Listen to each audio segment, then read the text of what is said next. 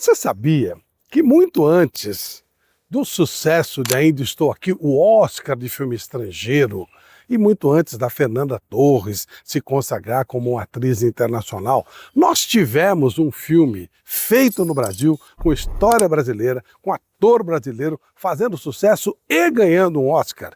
E ele ganhou pela França, porque o diretor chamava-se Marcel Camus, e ele fez um filme baseado numa história de Vinícius de Moraes, Orfeu Negro, com atores brasileiros e que representou a França e ganhou o Oscar de 1959 de melhor filme estrangeiro. Pois é, mas o detalhe que pega é, o ator principal era um jogador de futebol.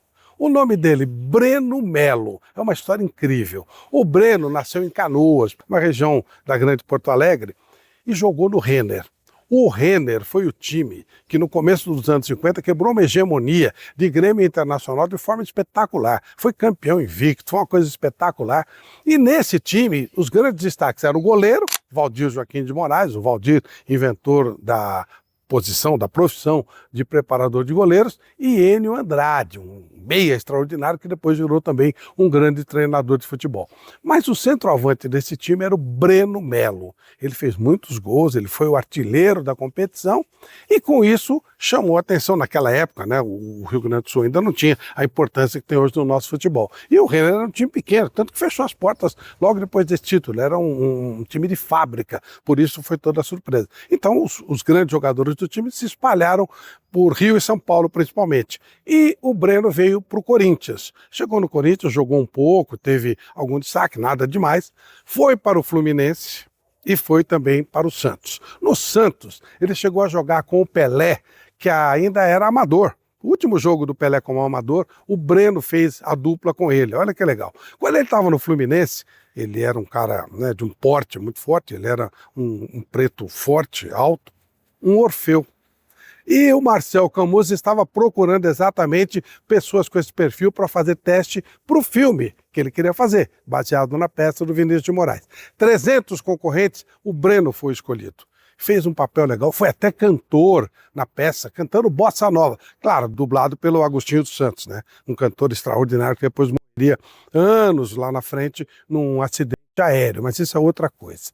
O Breno fez uma atuação tão boa que depois ele fez mais 5, 6 filmes, todos de destaque. E esse filme, Orfeu Negro, representando a França, ganhou o Oscar.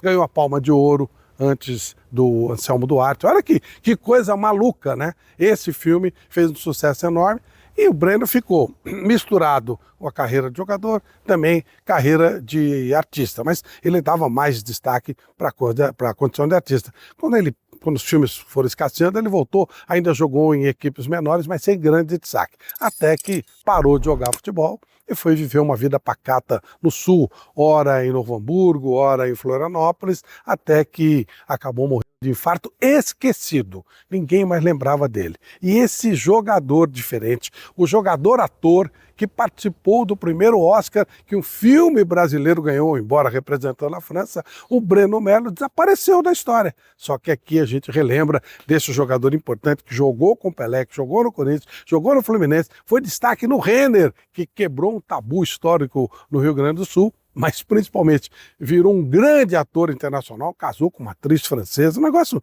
impressionante. O Breno Melo, que estava esquecido, é relembrado aqui por nós com muito orgulho, conosco e com o Prêmio Auto Shopping. Ele vai para o Panteão dos Deuses da Bola. A homenagem do Prêmio Auto Shopping, mais uma, né, para o ator e atleta Breno Melo.